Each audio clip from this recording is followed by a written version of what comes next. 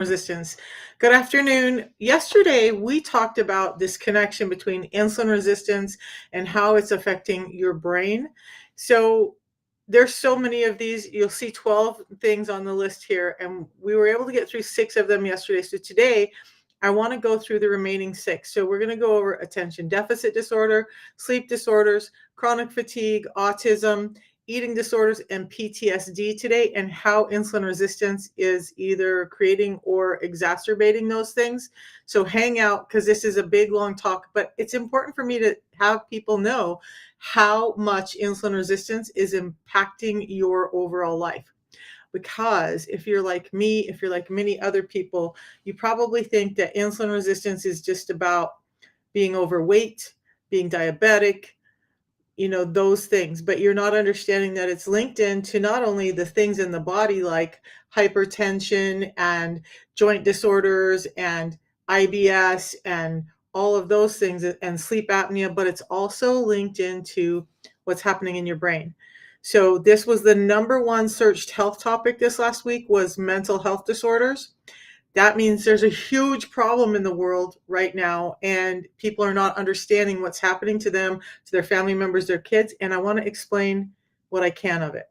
I'm not a doctor. I'm not a physician. They're the same thing. I'm not a scientist. I'm just a real world woman who got sick.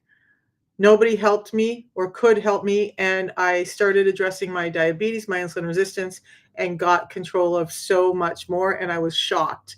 So now, because the nerd brain that I have wants to make sense of it all and help you guys understand why this is so important. Before I get into the talk about mental health disorders today, I want you to understand a 2022 study showed that 93% of us had a metabolic disorder, and that means an insulin resistance problem. That 99% of us reported by some doctors that 99% of us are suffering with some kind of insulin disorder. Now, metabolic disorder, where the 93% were, that's where things start to really go wrong. But most of us are having an insulin regulation problem. And these things that are linked to it are so important in you understanding why we're in the health conundrum we're in today. So hang out, because we're going to start with ADHD right now. Now, as we go along through this, I'm going to talk about the problem. I'm going to talk about how insulin resistance is related to it. I'm going to give you the solution that I used. And then I'm going to give you some analogies so it just breaks it down a little easier. But we are going to go over those 6. So welcome in, you guys. Chaluka, welcome in. Chris, everybody else who's joining me on YouTube and Facebook, welcome in. Let's get started. I want to talk about ADHD. This one hits home. I have ADHD. My best friend has ADHD. My grandson has ADHD. It's impacting a lot of us. And why are we seeing so much more of it now than ever? Is it because of bad parenting? Is it because of any other symptom? You guys, I was painting.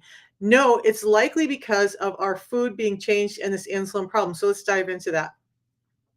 If you don't have ADHD, I want you to think about this, and maybe you're undiagnosed. So have you ever felt like your brain is running a million miles a minute? You can't focus.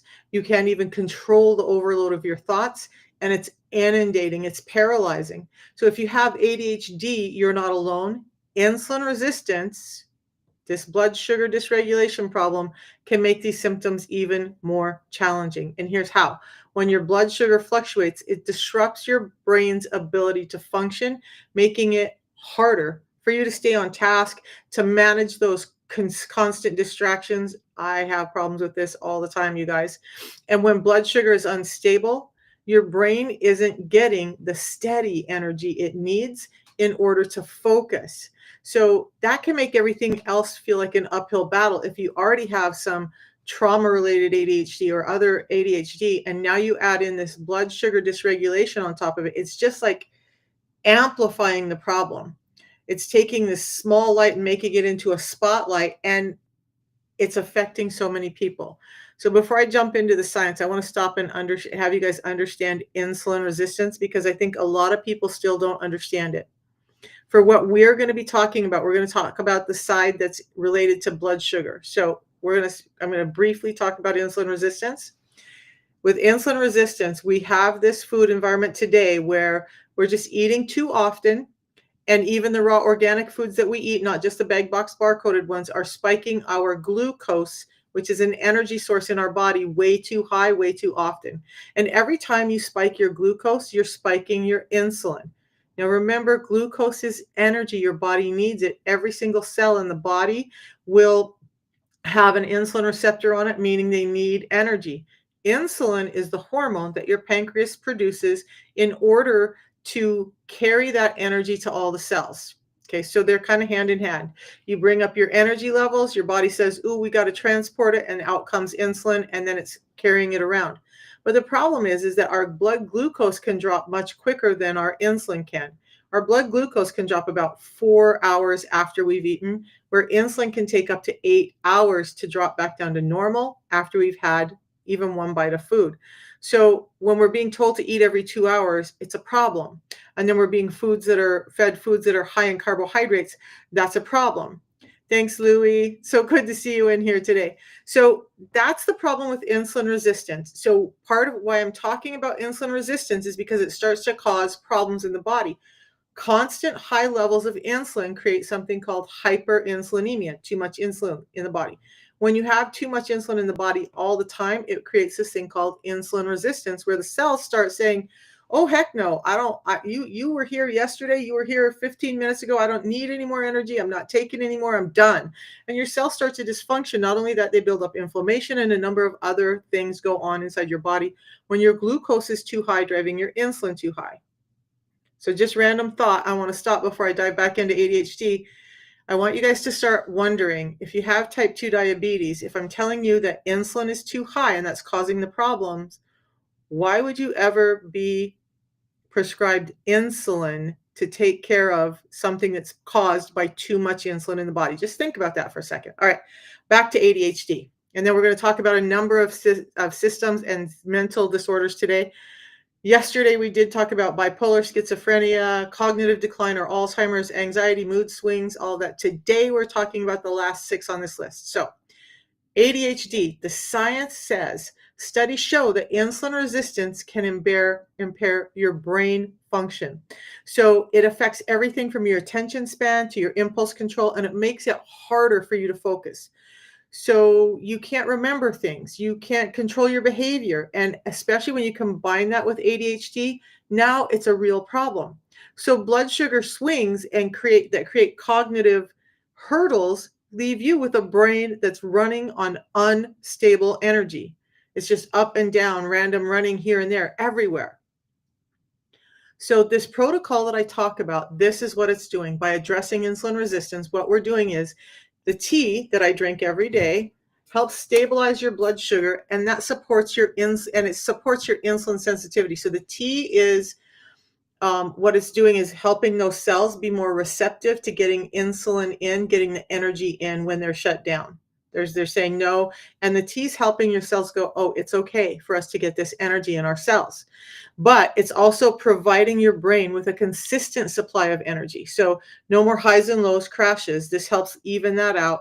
And so now your brain is getting that consistent supply of energy, and that helps support cognitive functions like memory, focus, mental clarity, and it reduces your energy crashes that make it really hard for you to concentrate. Like if you have ADHD, you have moments where you have super clarity, and then it's like you burn through that fuel super fast, and all of a sudden you crash.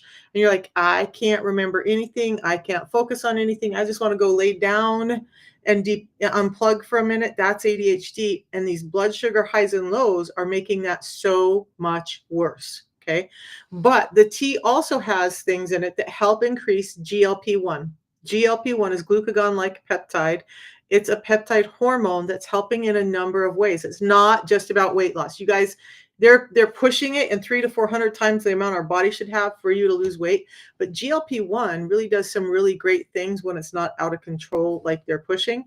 So it helps your mood and enhances your focus. Now, there are some components that naturally occur in this tea. The tea is got some stevia in it. It's got yerba mate in it in a highly concentrated form, and it's got some flavoring in it, all natural.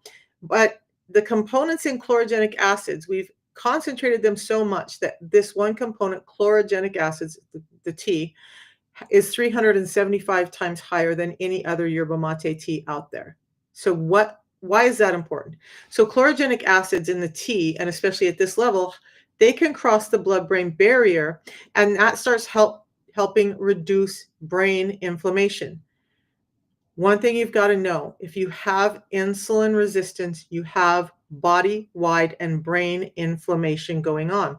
The chlorogenic acids in the tea help reduce that inflammation. So now your brain can start to feel like it's free from this onslaught, this weight of inflammation sloshing around in your brain. So that helps support your mental clarity and your focus. But then it's got things like theobromine in it, and that theobromine is the same component that's in the high quality dark chocolate that makes you feel good.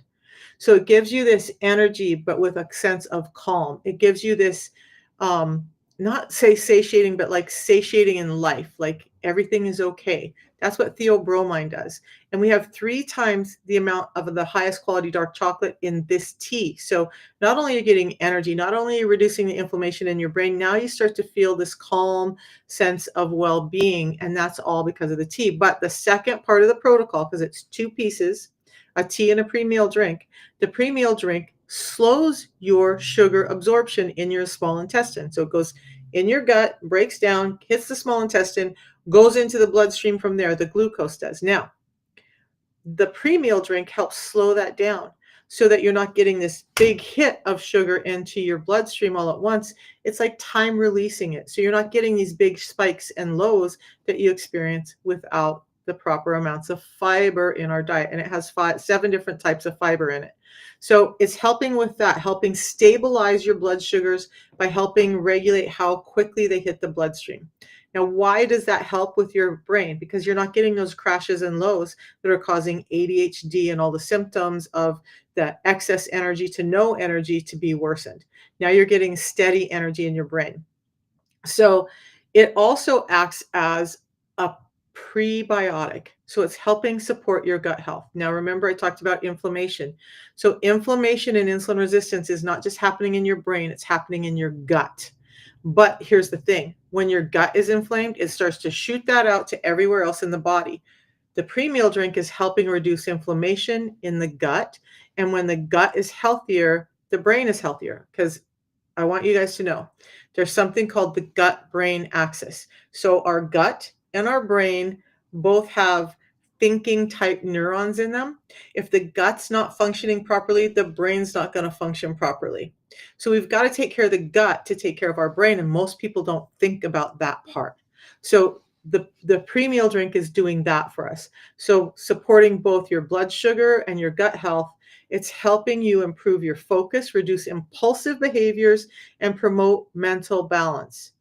2 real food products that are doing that. It's what's helped my ADHD, my grandson's ADHD. My granddaughter loves the tea, and it helps her, even though it's has some caffeine in it. When she drinks the tea, she's more calm. When she doesn't, her ADHD is so out of control. I also have a friend who had severe ADHD, still has some. That's not something that just generally goes away. But when she's doing the protocol, she's more calm. She's less scattered. She has less of those issues. I have ADHD. I'm going to tell you, the days I don't drink my tea, I notice a huge difference. Yeah, I forget to do it sometimes. After 4 years, I still forget to drink it sometimes. But I try to have 2 a day. Sometimes, like today, I've already had 3. I had a hot one this morning. Actually, I had 4 because I combined 2 for the hot one this morning, and I had 2 in my big mug. But that's the thing, is it's not going to hurt you to have more because it's food and it's nutrients that are supporting your body. So if I have less, I sure feel it. But if I have more, it's not hurting me like some of the pills and shots can. Okay. So now with ADHD, I want you to think about this. So I want you to think about your brain like a car's engine. Okay. Like a car's engine. When the fuel, your glucose, is inconsistent, it's spiking and crashing. It's like driving a car with an engine that sputters. This is what's happening in your brain. You can't get a smooth ride. When you add the right fuel, though, like the tea, to stabilize it, and the pre-meal drink acts like a regulator that regulates the intake of the energy, the engine runs more smoothly and your brain stays focused and in control without stalling out. Does that make sense to everybody? It's crazy to think of it that way, but that's what's happening in your brain. Okay, let's move on to now I've done talks on sleep apnea in specific. We're going to do a more overview of it today, but I want you to understand how insulin resistance is affecting even your sleep. Whether you're able to fall asleep, stay asleep, whether you feel rested when you wake up, whether you're waking up multiple times a night just from not just from stopping breathing, but from anxiety and cortisol. So this is what's happening. If you ever lay awake at night and you're unable to fall asleep or wake up feeling like you've hardly rested, understand you might be dealing with more than just stress or a hectic schedule. It's likely insulin resistance because those blood sugar highs and lows are also impacting your sleep. It disrupts sleep patterns, and in turn, it creates poor sleep. And the more you have poor sleep, the higher your insulin resistance goes. So with insulin resistance, there's often this negative feedback cycle, and this is one of them. In order to get insulin resistance under control, you need to get good sleep, but insulin resistance is causing poor sleep. And it's not just in the neurons and the neural pathways in your brain. Insulin resistance is causing you to put on more visceral fat. So you have two types of fat in your body. One is subcutaneous. It's the white jiggly fat that nobody likes to see, right? But if you have that belly that's like poking out and you just feel like you're pregnant, whether you're a man or woman, thin or heavy, that's visceral fat. It's built up in and around your organs, underneath the muscle wall of your belly. But the crazy thing I didn't even know until this last year is that that visceral fat is also building up in your throat and in your tongue. And insulin resistance cues your liver to create more of this kind of fat that's building up as visceral fat that's choking off your organs, choking off your tongue and your throat. And now you have sleep disorder because your tongue is so heavy that it's falling back in your throat and shutting off your airways at night. So not only are you having these energy spikes and crashes in your brain, your tongue is falling back and shutting off your ability to breathe, and now you're waking up all night. And remember, if you're tired and you're not getting good enough sleep, your insulin resistance is just going to get worse. And it's also causing a lot of inflammation in the brain and in the gut. So if you have sleep apnea, I woke up 60 times an hour 4 years ago. I don't have that problem now. I fasted yesterday. I do that every once in a while. I drank a lot of liquids. So the only reason I woke up was because my bladder was so full I had to wake up. The rest of the night I slept like a log. Now, from somebody who had 60 times an hour, that means I woke up on average every minute all night long. That's devastating to your overall health. I no longer suffer with that. And the only thing I changed, I don't wear a CPAP, I don't do any of that, is addressing my insulin resistance. Okay. So research shows that or links sleep disorders like insomnia and sleep apnea to insulin resistance. So here's what's happening. When insulin resistance is present, your body's struggling to regulate blood sugar and other metabolic processes. Okay. So that interferes with your sleep. But it's not just about the blood sugar that's spiking and crashing. It's about the poor sleep, and that can affect those GLP-1 levels. Okay. The GLP-1 levels also help with your appetite and your insulin sensitivity. So when you're not getting enough sleep, then it's affecting those GLP-1 levels that everybody's wanting so much right now, and your body just can't produce them like it should. So now you're just feeling worse and worse. All right. And science is showing this. So that contributes to cognitive impairment and worsening metabolic issues. All right. So the buildup of visceral fat that I just talked about, there's a lot of science that shows that that's very common in insulin resistance and that accumulates in your tongue. Remember, it's fat tongue, and that fat buildup blocks your airway, and that leads to sleep apnea, and that further disturbs your sleep. So now your tongue is getting fatter, your throat is getting fatter, your insulin resistance is going up, your GLP-1 is going down, and you're getting really crappy sleep all the time. And you're wondering why you feel sick and just can't focus or do the things you want to do. If you would backtrack just a little and start to understand to address a root cause that's insulin resistance, things could really get better for you. So Insulin resistance, remember, I also said is causing inflammation, and that is hurting your brain as well. So that leads to the mental fog and the poor sleep quality that you're suffering with. So it's like double trouble for your brain. Your bad sleep worsens your insulin resistance, and insulin resistance is causing inflammation and disrupting your ability to get good sleep. So let's go back to the protocol because I want you to understand why this is working for sleep apnea and sleep issues through the pathway of insulin resistance. Okay.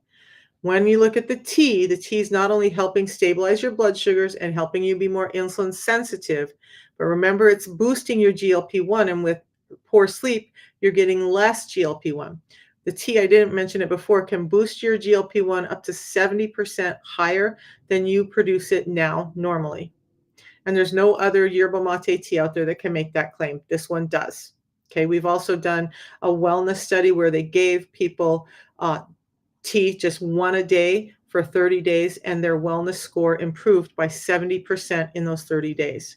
So remember, it also has those chlorogenic acids helping reduce that inflammation in the brain.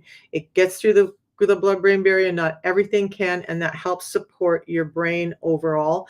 And when you have less inflammation and more steady energy in your brain, you will sleep much better. Okay. So, and then the theobromine, why is that important with sleep apnea? Because it's giving you energy during the day, but it's also helping you feel calm and relaxed. Crazy that you have energy, but you feel calm and relaxed. So what that means is instead of going to bed super anxious and super amped up, you can go to bed feeling like you've had energy all day, but you're calm so you can fall asleep.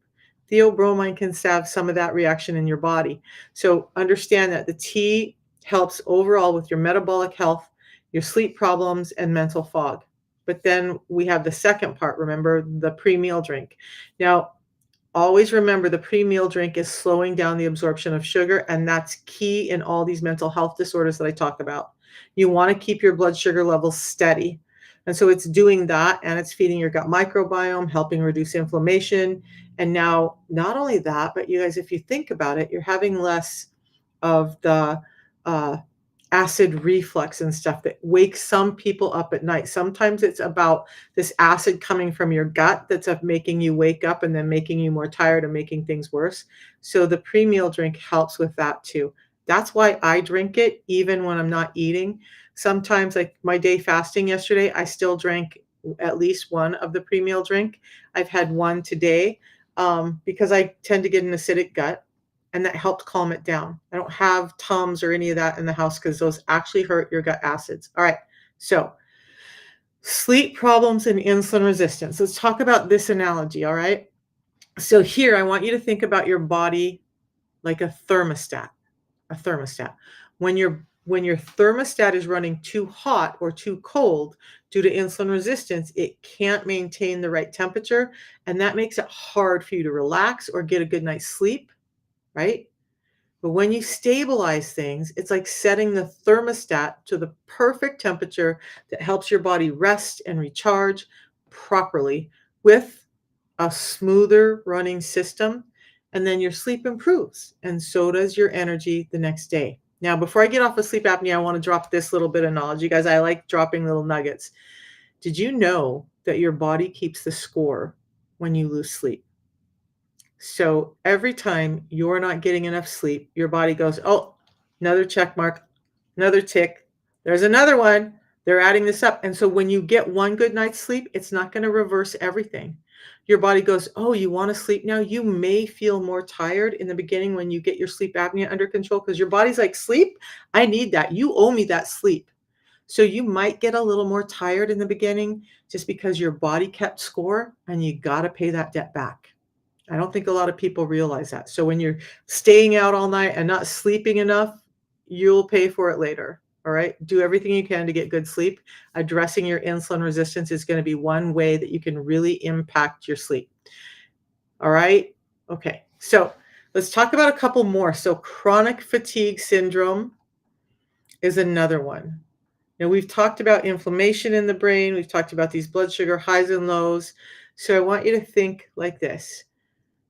And just really think about it. Do you ever feel like you're running on empty no matter how much you rest? So chronic fatigue, and especially the sleep apnea combined with it, or CFS, chronic fatigue syndrome, is a condition that leaves your body constantly drained.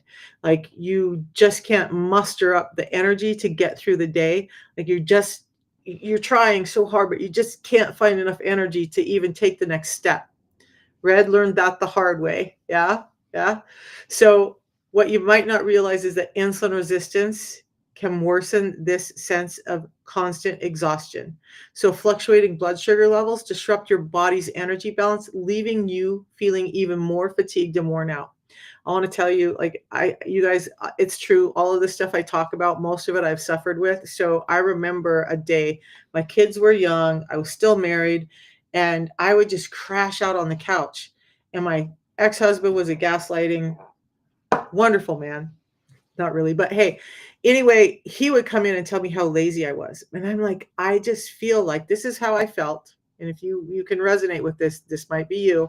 But I just always, the analogy I had was it felt like somebody stuck a vacuum cleaner to my belly button and sucked every bit of energy out of me. And it hurt all over and I was so tired and I didn't know what to do, no matter, all the mental, affirmations and stuff that I did trying to eat better, nothing helped me feel better or like I had gotten rid of this constant feeling of exhaustion. Insulin resistance and those blood sugar highs and lows causes that kind of feeling. If you haven't experienced it yet, get your insulin resistance under control before you're like me going and if you get there and you're like, "Oh shoot, there was that crazy lady and she said something about a vacuum cleaner and sucking all of her energy out." Yeah, you'll know what I mean when you get there. And if you already know that, you know that. But it's insulin resistance. So this is what's happening. Research shows that insulin resistance and metabolic dysfunction can exacerbate fatigue and other symptoms of chronic fatigue syndrome. So when your blood sugar is fluctuating, it leads to energy crashes that leave you feeling drained. So somebody asked about hypoglycemia yesterday. Hypoglycemia and that energy crash is really common with insulin resistance because you have an energy dysregulation problem. Okay. So and science is also saying that insulin resistance is affecting your body's ability to regulate your energy efficiently. Okay. And it's true. So you have really high energy one minute, you have this crash the next minute. Insulin's kind of out of control and it's just trying to dump all this energy out. So you eat, get your energy up, insulin drops it off and goes, "Where's the energy?" And your body's left in the balance being like, "I am on this roller coaster that I can't get out of, but I just feel tired." Okay. That makes it even harder for you to deal with fatigue. And people outside of you might not understand what you're going through. And that's a shame. Because is it your fault that your body's doing this? Or is it that we're being given food that's causing this problem? And I want you to look at that part, that the food that we're eating now is causing all of these problems. Okay. So it's not just about blood sugar, the gut microbiome. You're going to hear me talk a lot about the gut microbiome. That also plays a really crucial role in all of this. So, an unhealthy gut microbiome can contribute to systemic inflammation. We've talked about that. We're going to continue to talk about it, and poor metabolic function. And both of those can make chronic fatigue syndrome much worse. Okay. Back to the protocol. So how am I going to tell you this is going to help with that? Well, I'll tell you. It works like this. The tea that I'm sipping on right now, the tea. It does more than just help stabilize blood sugar. Remember, this isn't about reducing the blood sugar. It's stabilizing it by allowing your insulin receptors to be more sensitive. It's increasing your GLP-1 levels, which is dampening your hunger so you're not overeating and eating again and again and again and spiking your glucose more, causing more of those spikes and drops. It's balancing your energy levels.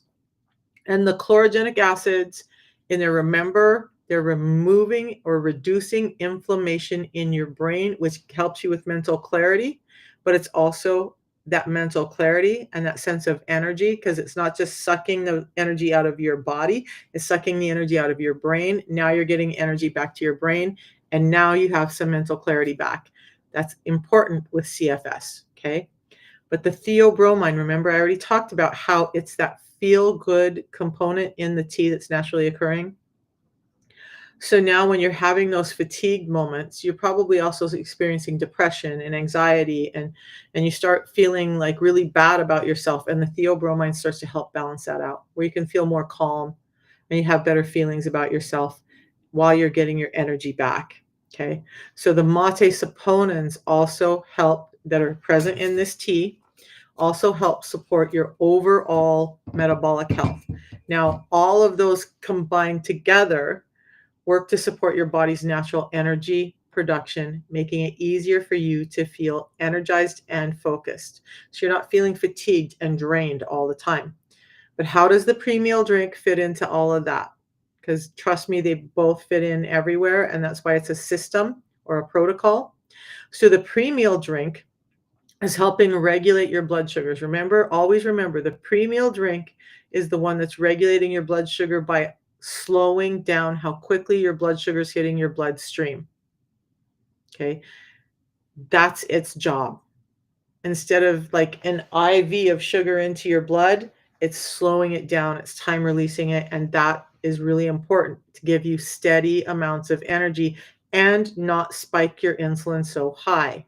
Okay, so when you do that and stabilize your blood sugar, it supports, and it's also supporting your healthy gut microbiome, reducing inflammation, remember, and that's crucial for managing the inflammation in your brain and your energy levels in your brain. Remember, gut brain gut brain axis, okay? One is inflamed, the other is likely inflamed. You got to take care of them both, and that's part of why you're just feeling so drained all of the time. Get that under control and you'll start to feel better. So the pre-meal drink is helping your gut microbiome in this way. It's feeding your probiotics in your gut so that they can thrive. And when you're combining it with the tea and you're not eating as much sugar and your gut's not having as much sugar go into it, now there's less of the negative microbiome that's causing inflammation, that's causing you to feel drained, and more of the good microbiome that you need. So the fiber, the pre-meal drink helps feed that gut microbiome, and the tea is helping you reduce the need for those excess sugars so you can balance it. All right, so with chronic fatigue syndrome, let's think about it like this. I want you to think about your body now like a battery. Okay, we've talked about a car, we've talked about a thermostat. Now you're going to think about your body like a battery. So when it's constantly running low, it's hard to stay feeling charged. And insulin resistance and an unhealthy gut drain your battery. They just drain your battery. So, and it drains it even faster than it would normally. But when you support your metabolism and your gut health, these two things, it's like plugging your battery into the charger. So now your battery's getting recharged. Now your battery has something to run on. Okay. So it's steady energy and it's a well functioning system, and your battery recharges so you can power through your day feeling more energized. Make sense? Chronic fatigue. If you're tired all the time, understand that you're probably suffering with some form of insulin resistance. And if you need to know more or you want to talk to me, please just ask. By the way, the link for the products is in my bio, and as well as a way to get a hold of me if you just have questions. I can't diagnose. And don't come to me and say I have all of these things. What do I do outside of the system and addressing insulin resistance? If you come to me with some crazy thing like I broke my leg, you got to go see your doctor. Okay. All right. I want to talk about autism spectrum disorder because I have autism. Um, and I didn't know it for a long time. And when I had insulin resistance, it was out of control. My mood swings, my sensibilities were just crazy. And it impacts so many more people. There are a number of women, because we learn to mask really well, that are walking out there with autistic problems and they don't even know it. And they have these mood swings and they get these crazy, times where they're just set off really easily and everybody thinks, oh, she's that crazy woman. Well, it's her autism, or if she has autism, likely being set off by these blood sugar imbalances. So it feels like this. If you've ever noticed how certain behaviors and reactions, and they talk about in children, we're going to talk about in children a lot. By the way, the protocol, children can use it. Okay. children can use it. So if you have an autistic child, understand that this is real food that's supporting your child's health, your health. So right alongside you, your children can use it, not like medications that you have to put away and hide because they might get into them and that would be devastating. All right. So if you notice that certain behaviors and reactions are exacerbated or wildly unregulated, and they can seem to come from nowhere, that's linked to autism, and insulin resistance can make those reactions worse. For me, it's things like when we go on rewards trips. I remember being at one and they're often on beaches, but the wind was blowing and there was sand everywhere and there was loud music and there was people laughing and there's people everywhere. And I just tend to shut down. Like I try to be a part of society. I try to be out there because I want to see everybody. There's part of me that wants to, but it's sensory overload for me and I have to remove myself from it. It's worse when you have insulin resistance. All of those feelings, the sights, sounds, smells that trigger autistic tendencies get worse with insulin resistance. So we're going to talk a little bit about this too, because ADHD and autism, new science has shown that they're more prevalent when a pregnant mother is diabetic or has severe natal or gestational diabetes.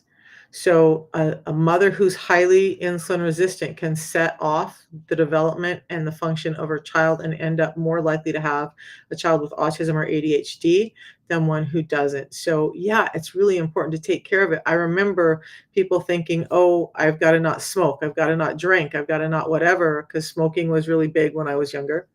But nobody ever talked about this thing with diabetes and insulin resistance and how damaging that could be to an unborn child. And so there's more and more emerging science on that. But let's go back to autism. Okay. So research suggests there may be symptoms that children with autism or people with autism experience that are worsened with insulin resistance. Okay. It gets worse with insulin resistance. So while it's not always the problem with autism spectrum disorder, while not every person with ASD has insulin resistance, it's more prevalent for people to have ASD who have insulin resistance. Okay. It could be making your sensory and cognitive challenges even more pronounced. And I notice this when I let myself get away with carbohydrates too much, and I know that my blood sugars are starting to go the other way again, I start to notice that sounds bother me more again. Um, Different smells bother me more again. So keeping your blood sugars in check can help. But this is what science is saying. So studies show that metabolic dysfunction, including insulin resistance, can contribute to neurodevelopment conditions like autism spectrum disorder, especially when the mom is already diabetic. Also, dads, you're not you're not out of line of sight on this one. If you're diabetic and you're inseminating a child, you're more likely to have a child with autism spectrum disorder or ADHD than a dad who doesn't. So is it just the mom who has to take care of her health? Nope. Dads, you got to take care of it too. But either way, so it's worsened, especially with a mom. It's worsened with a dad. Now, can you imagine the chances of having a child with ADHD and autism when both parents are highly insulin resistant? That's not a statistic that people like to talk about, but it's really prevalent, and science is starting to point to that now. So we've always said, vaccines and stuff, autism, but nobody's looked at the high amounts of sugar that we eat and the resulting autism that comes from that. So think about that. And if you see that in your life or your family's life, you might want to start to address it before it really impacts the children that are coming into your family. Okay. So science is saying what's happening is the fluctuations in blood sugar associated with insulin resistance can impact brain function and behavior, and even in an unborn child, making it more challenging for people with autism to manage their environment or to regulate their responses to environment. So again, how does the protocol help?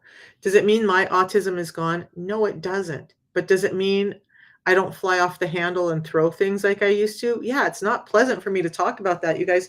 We didn't realize I was autistic for a long time, and it was only about 2 years ago that we got the diagnosis, and then everything in my life started to make sense. When I would have these volatile outbursts that I didn't feel like I could control, that was autism. So the thing is now I don't have those violent outbursts. Very, very rarely when I'm under a lot of stress, I'll start to get really anxious and have an outburst, but nothing. I don't throw things, I don't destroy things, I don't like I used to. That's embarrassing to admit, but it's part of life with autism for many of us. So, how the system is helping with that and how it can help others with that is like this. Remember, the T is playing a key role in supporting your body's metabolic health. Okay.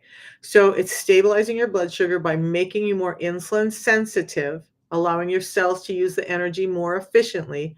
And that directly influences your mood and cognitive function. And it also is increasing your GLP-1, and that helps regulate your insulin sensitivity. And when that is happening, it's crucial to manage both brain function and behavior. GLP-1 is actually really key in that as well. Isn't that interesting that there's a link between autism and GLP-1 now? And I wish they would look more into that. And in fact, most doctors who talk about GLP-1, I'm not totally against it. I'm just against it in the amounts they're giving now. But they've talked about this, how that a smaller dose of GLP-1 can actually help some of these disorders because it's helping brain function. Crazy. We just don't want too much of it because then it's actually causing more problems. And again, the T can increase your own production of GLP-1 by up to 70%, which is part of what's affecting my autism, making me be able to deal with things in life much, much better and much more level-headed. Okay. And it can do that for many other people. I've seen other people with autism and ADHD do this, and everything starts to level out for them. Does it mean it's gone? No. But is it much more level and manageable? Yes. All right. So the chlorogenic acids in the tea, remember, they're getting to your brain, reducing inflammation that can make these things worse. And it's supporting mental clarity. So now you're not feeling frustrated in the moment, and then those sensitivities get worse. Theobromine is helping your mood stabilize so you feel calm and energetic and happy. And that's important in managing autism. Okay. So it all of these things combined are what's actually the tea is happening in your brain. The pre-meal drink, again, you're managing your blood sugars by slowing down how quickly they hit the bloodstream, and that's reducing internal inflammation. And remember, gut's inflamed, brain is inflamed, so we want to keep the gut healthy too, and that's helping all of that inflammation just calm down body-wide, brain and body. And so when we have this natural control of some of these things, the sensibilities, I'll call them, with autism can get much more manageable. So with autism, I want to talk about it like this. I want you to imagine that your body is a complex machine. So, and it is really complex when you have autism. So when the gears are misaligned, thanks to insulin resistance, everything runs less smoothly. Okay, so it can affect the way you think, it can affect the way you react and interact with the world. And if you can just make sure that all the parts are functioning properly, you're tuning that machine in for a more smoother, more balanced operation. Okay. The brain works better, your responses are more regulated, and that machine can run at its best. So, again, is the protocol just about diabetes? If you want to look at it that way, nope, it's not. By addressing insulin resistance, we're affecting so much more in our health than any of us can even begin to imagine. All right. So, welcome in everybody who's jumping in. We're talking about mental health disorders, mental health issues, and how they link to insulin resistance. We've got two left to go over: eating disorders and post-traumatic stress disorder. And then I'm going to wrap up. If you have questions along the way, ask questions. If this seems like something you want to watch, but maybe you don't have time right now, you guys, I love to watch YouTube on 1.5 times the speed, because that's how my brain works, 1.5 times to 2 times the speed, go back to YouTube. It's on Brilliant Health with Misha. This whole thing will be there, and you can go back and hear the pieces you need to hear. Okay. Thank you guys for the loves and the likes. All right. So we're going to talk about eating disorders. Now, I'm not just talking about overeating, I'm talking about anorexia too. So, anorexia, bulimia, and binge eating, and how insulin resistance is linking into those things. So, hang out. Because if you've ever experienced intense food cravings or uncontrollable urges to eat, only to feel guilt or anxiety afterward, you're probably being riddled with insulin resistance again.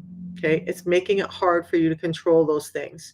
So, if you've struggled with an eating disorder like anorexia, bulimia, or binge eating, you're not alone, and insulin resistance is playing a significant role in those behaviors for many of us. Okay. Um, with ADHD and autism, am I more likely to have some binge eating because of dopamine and serotonin control and all of that? Yes, I am. By the way, the tea and the protocol helps me get all of that inflammation down, helps me get the right signals to my brain. So not only can I create serotonin, dopamine, but I can utilize it better in the brain. We talked about that a few days ago. So, all right, if you have these binge eating or eating disorders, what's happening is those blood sugar fluctuations you experience trigger cravings and overeating, which can lead to binge eating episodes, and that becomes a cycle, especially for those of us with a history of eating disorders where unstable blood sugars exacerbate the anxiety around food and eating. So maybe you go through periods of binge eating and you feel really anxious later and you feel really bad, and so then all of a sudden um, you fall into anorexia because you just are afraid to eat. Red, I missed your comment. You have 2 times. I don't know what that was. Clarify for me because I missed that comment. I'm trying to watch multiple places at once, you guys, and so sometimes I miss stuff. All right, so let's talk about the science. Research shows that insulin resistance can make it harder to regulate eating behaviors. When your blood sugar levels are unstable, they trigger intense cravings and overeating. So the sugar we're eating and the constant every 2 hours we're eating is creating more of the problem. And food related anxiety is real. So, how many of you guys feel like you have food related anxiety? Like, oh my God, I couldn't fast if I tried. Oh my God, I just can't go without food. I'm hungry all the time, or I'm hangry. And here's the thing, another little caveat. Science has shown, they did a study, that people who were told to eat every 2 hours, 6 times a day, they're more likely, the average time, how many times a day do you feel like the average person is actually eating? Does anybody know? Do you want to pop some numbers in the chat for me? How many times a day do you think we actually eat, especially those people who are being told to eat every 2 hours? If you're up, you're hungry, Louise. You can't you can avoid it if you stay upstairs. Stay away from the kitchen. Back away from the kitchen, right? I get it. So, hour and a half. Oh, 2 times speed to watch and listen better. Yeah, that's me too. Like my YouTube, there's sometimes when I'm like, I really want to ingest this, slow it down, but most of the time I'm like 2 hours. Let's cut that back. And so I double up the speed. But let's talk about eating disorders again. Okay. So the truth is that most of us are eating 16 times a day. So I want you to think about that. If you're spiking your blood sugar every time you eat and you're spiking your insulin, and then you're just doing that every couple hours because it takes about 4 hours for your blood sugars to drop back down. Do you see where part of the problem is? And the more of the sugars and the carbohydrates you're eating unregulated are causing more and more of the problem, or causing more and more anxiety around your eating. And so you're like, I try to eat good, and this was me. I try to eat good and nothing is getting better. So what the hell? I'm just going to eat whatever I want because nothing I do helps anyway. It wasn't so much about the food I was eating, it was about the timing that I was eating. So the fluctuations you're experiencing in your blood sugars can reinforce disordered eating patterns by making it harder for you to control impulses and manage your emotions. So insulin resistance is impacting hunger hormones and brain function. I haven't stopped to talk about leptin and ghrelin, We'll do that maybe later this week. But insulin resistance not only affects your estrogen, your testosterone, your cortisol, your GLP-1, it's affecting leptin and ghrelin, your hunger and satiety hormones. When you started testing, you would start eating again before 2 hours postprandial. Yep. Yep. You guys, takes about 2 hours for your blood sugars to spike. It takes about 4 hours for them to come back down. And if we're just eating every hour and a half or every 2 hours, you see we spike the blood sugar before it comes back down. We're spiking it again and we're spiking it again. It's a load of crock. Likely, in my opinion only, it was something that was promoted by the food industry because guess what? They want you to do buy more food. So, how are you going to do that? If I tell you to stop eating all the time and I tell you to slow down, is the food industry selling you more food? Nope, but they are if they're telling you eat every 2 hours, right? Think about it, you guys. We are not built to eat like that. All right, so all of this is leading to food disorders, why we're seeing a rise in bulimia, anorexia, and binge eating for people, and weight is going up and up and up across the world. All right. So insulin resistance is fueling this cycle of disordered eating. How the protocol helps with this now is that the T is actually, remember, helping you with the blood sugar regulation by helping you be more insulin sensitive. It's helping shut down your hunger, and some of it through the pathway of giving you more GLP-1 in a time when you need it. It's also helping you produce more ketones and growth hormone when you're in a fasted state. It's helping you with mental clarity, so you're not feeling like you need energy and eating more and then feeling guilty about it later. Okay. And the pre-meal drink, I talk a lot about the sugar regulation with it, but both of the products also help you feeling full. So the T, working on that gut-brain axis, is helping both the gut feel full and the brain not to feel like it needs to eat. And the pre-meal drink is expanding in your gut so that when you do eat, you're less likely to overeat and you feel fuller longer. So that starts to slow down, not only regulating the blood sugars, but starts to slow down this whole cycle of binge and purge that many people are suffering with. Okay. Wouldn't it be nice to get that under control and just do it more simply? Is the whole thing about this is, can you do it on your own? Yes, you can. We should be able to, but most of us just can't. Kellogg marketing campaign. Red, I think you're right. Cereal was a marketing campaign. Cereal is the worst thing you can put in your face in the morning. The worst. So don't do it. Cereal, I don't even, there's so many aisles in the grocery store I don't even go down anymore, and the cereal aisle is certainly one of them. Now, I will say, crazy for me, but one of the things that I used to love as a dessert was Raisin Bran. I'll still have it every once in a while as a dessert, but I never have it as a breakfast because it's setting you up for failure. All right. So with eating disorders and insulin resistance, I want you to think about this. Think of your body like that thermostat again. Okay. It's a thermostat. Remember, when your temperature is unstable, it causes a lot of discomfort. Okay. Good, Toots. I'm glad to see that. People just need to know these things, that we're making a 6+. The cereal, I'm going to come back to the analogy, but the cereal is often loaded with seed oils that are causing more inflammation, and then that causes more insulin resistance and more hunger and all the bad stuff, right? So high amounts of carbs covered in seed oils, and carbs that are, just creating a higher blood sugar spike than we need. That's what cereal is doing. And then you look at kids' cereals that are just coated in all kinds of sugar, and we wonder why our kids are getting sick. And guess what? Then mom hands them a glass of fruit juice too, right? Fruit juice, no fiber, all fructose, hitting the liver, causing fatty liver disease, causing insulin spikes to go up. Actually, fructose doesn't spike the insulin as much, but it's harming the liver, and then the liver starts dysfunctioning, and that then is what's causing more insulin spikes. All right. So the analogy, think of your body like a thermostat.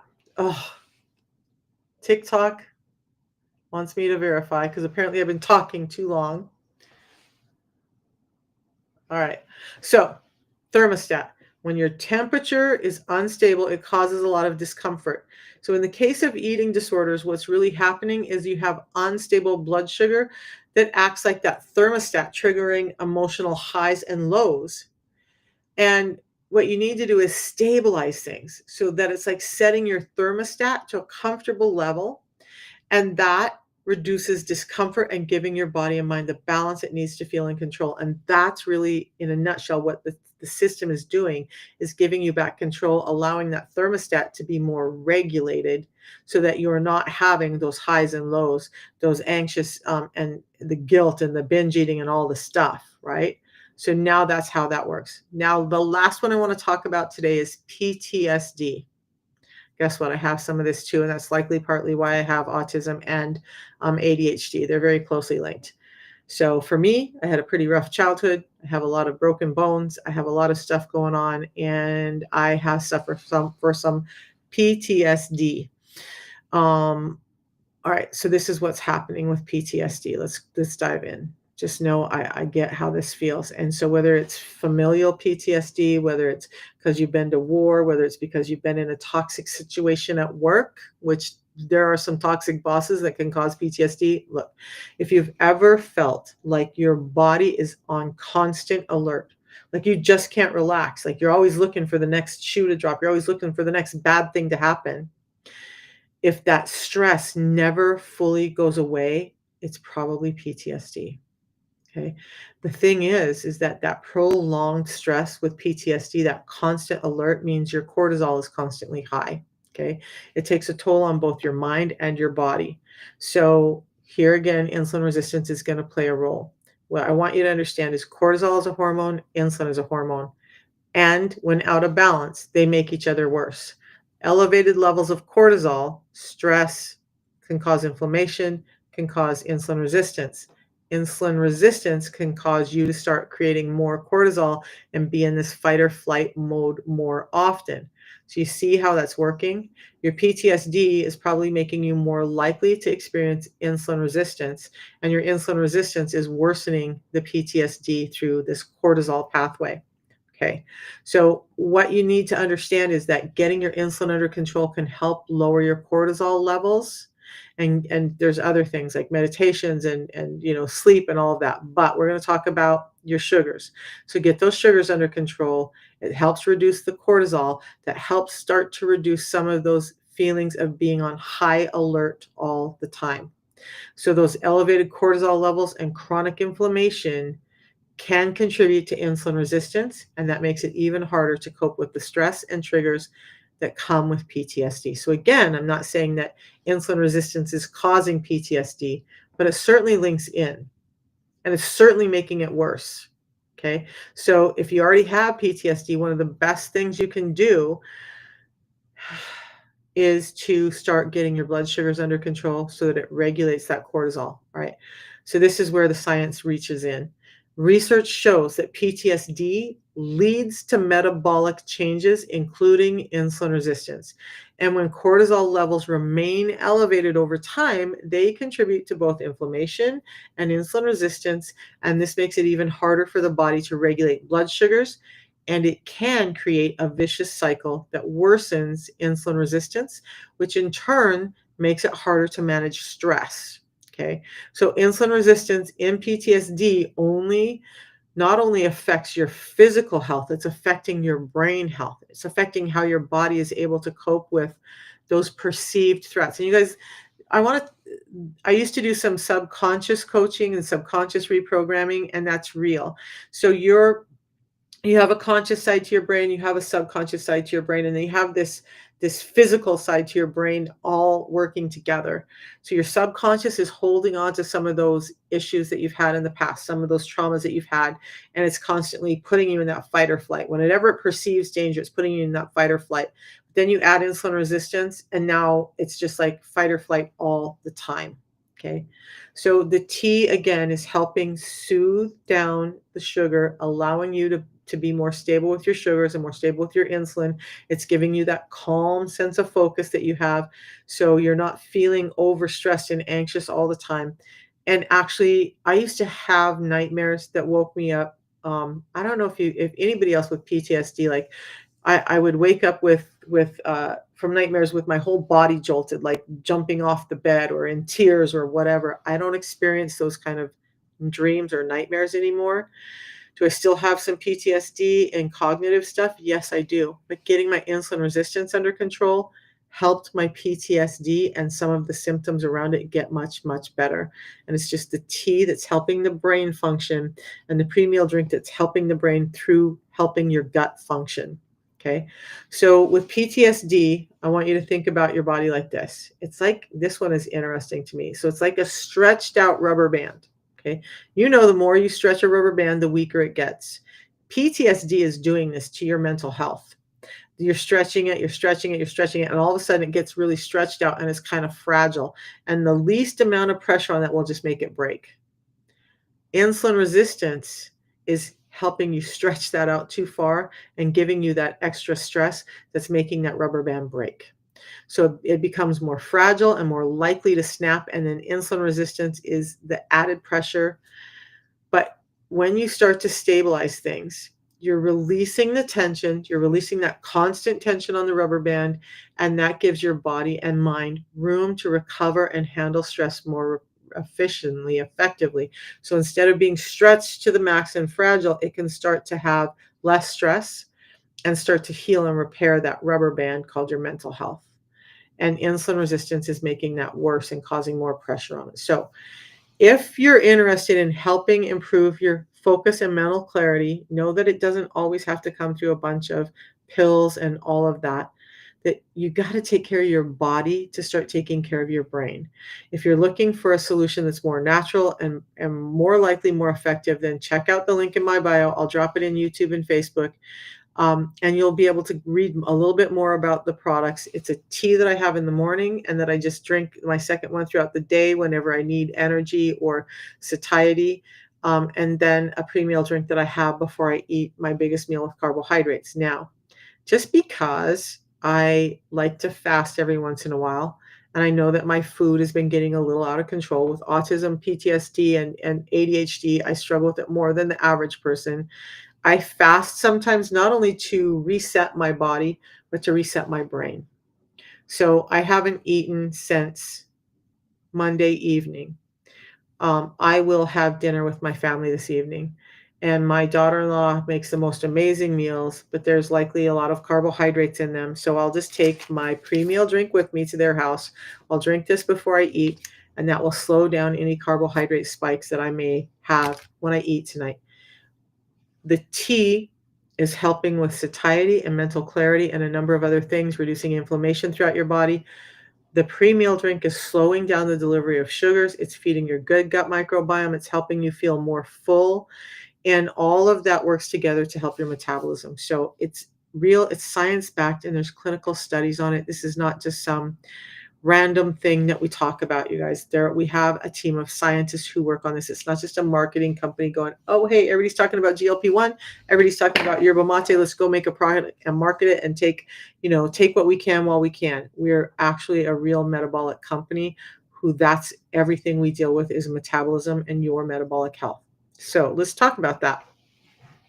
I talk a lot about these things. I want you to know that if you want to join this mission, I'm looking for people to work with me, but it doesn't mean that you have to be nerdy, sciencey like me. In fact, it's probably better if you're not. This is just how my brain functions. It's where I thrive. It's what makes me feel good, but you don't have to be that way. Some of the people on my team that are doing really well, just share their story, just share other people's stories. You know what? There's a guy who says, I don't know how it works. It just works. Try it or don't, just try it. And that actually can work for you. So do you have to be nerdy and dive into all the science? No, you don't. But guess what? You have somebody on the team who can if you need that. I have my team call me all the time for answers when something is going wrong with their customers. I'm always there to help them. But let's talk about it. If insulin resistance or some type of insulin disorder is present in 99% of us, that's a huge problem. And people don't know how to deal with it. And worse yet, they're being given solutions that don't address the root cause. They're just giving band-aid fixes that are making things worse. So it's affecting our brain health as well as our body health. And if you really want to do something that helps you help others and really find meaning in life while you're being able to create an income, then check me out. Ask me questions. I have a link in my profile where you can book a call to talk about it with me and see how this could work for you. Because I have people from a single mom to truck drivers to people who've been in professional fields like real estate investors and whatnot who all do the system. In fact, we have athletes like there's a pretty big basketball player who not only does the system, but he does the business now as a another stream of income for himself. We have one of the top players in the MLB who does this and does the system for the business and the system for himself. We have uh, ex NFL players who are doing the system. So that's athletes, but we have people all across the board. If you need to make extra income, if you are sick and tired of trading dollars for hours like you do at a job, because I had to work 2 jobs before to even come close to the income I'm making now, and that meant that I never had time for my family. I never had time, like, I'm gonna head out to dinner in just a little bit with my family. I couldn't have done that 4 years ago when I was working 2 jobs just to pay the bills. Is it for everybody? No, it's not. But if you feel like you wanna make change and you have big goals and you know that that job you're working isn't gonna allow you to get to your goals, why not add something in? Because look, if you do it and it doesn't work, it doesn't work. If you do it and you're able to build a stream of income that changes your life in a year, in 2 years, even if it took you 5 years to get your big goals, would that be worth it to you? And all you're doing is helping people with the system saying, "Hey, you're sick. I've got something more natural that can help you." And by the way, the health and wellness market is huge right now. Everybody's sick and tired of the sick care system that we've been in, where we're just being thrown one more pill after one more pill. We're not replacing anything. We're adding to your health by giving you real support in form that has been stripped out of our food. So it's important to me to reach as many people as I can, and I can't do it alone. This little live and the lives I have on YouTube where they're housed and people get to watch them over and over again, those help. But the great thing with the team is that I have people out there who are reaching people that I would never be able to talk to. So when I go to bed at night, I know that thousands of people have been affected by the good news that we bring about a more natural solution, not only to your mental health, but to your body health overall. So I'm going to head out and go see the kids. By the way, there is a link in my profile as well where you can book a call with me to talk about the business. I'm not pushy. We're just discovering whether it's for you or not. And that's the big thing is, does it work for you? I need a team to build to get this out, but more importantly, is it work for your life and can it change your life? Before I head out, I'm going to share this too. I've shared enough embarrassing stuff today. Why not share this too? 4 years ago, not only had I been working 2 jobs and still unable to sustain the cost of living, I ended up living in a hallway on a twin size mattress with a TV next to my bed. That was it. And at 57 years old, I was like, "How in the hell have I worked so hard all my life, and this is where I'm at?" And when I started this system and got my health under control, and then I understood I could help other people, even that changed, and I now have a life that I can love again. I get to go out and I get to thrive. I get to spend time with my family. I get to go on amazing trips. But, for me, it's more about this little boy I'm about to go see and the fact that a month ago, he had had a really hard day. His disability is really hard for him to deal with, and he holds it together, but there are days when he's just crushed because he knows that he's not like other boys. And some days he just needs his nana. And they called and said, "Hey, Kenny's having a really hard day. Can he come see you?" If I was in a regular job, I wouldn't be able to say, "Heck yeah, send that kid over." I'm gonna hang out with him, I'm gonna hug him, I'm gonna love up on him, I'm gonna play games with him, I'm gonna give him all my time so that his day is better. That's the kind of life I get to live now, and I wasn't. When I was working 2 jobs, if I wanted to go see my kids, I was living in Southern Idaho and my daughter lived in Northern Idaho. If I wanted to go see her, it was an 8-hour drive both ways. It meant that I was taking time off of work. It meant that I was having to spend gas and time, and I'm, like, looking at the cost of what it was gonna cost me to see her. plus the lost income I would have, and it was horrible to try and have time to even see my own family. I don't suffer with that anymore. So you guys, it can change your life. Is it easy? No. Do I put in some work? Yes. But everything worth something is worth working for. So if you're interested, just use the link or reach out to me by WhatsApp and let's talk. If you're interested in the product, doesn't mean you have to do the business. Reach out about that too. Let's just start changing lives around the world. I love you all. I thank you guys for spending time with me today. I love coming on. I get stressed because I'm not done with all my studies trying to get here, but I really appreciate having you all here and listening to me. Louise sent use that link and just I set it up now that guys that you can just book a time because my time is volatile. So if I see that on the calendar, I will make sure that I don't have anything else going on in that time. And that's why it's not to be so formal. It's actually to help me with my ADHD and control my day. Just book the call and meet with me and let's see how this can help you improve your life. All right, you guys, we'll talk to you tomorrow. I believe that tomorrow I'm going to talk about GLP-1 more. I want to talk a little bit about that and why it's so beneficial, or chlorogenic acids. I think that's what I had on the docket for tomorrow. Let's talk about the chlorogenic acids and why they're so important and why they're making so much change.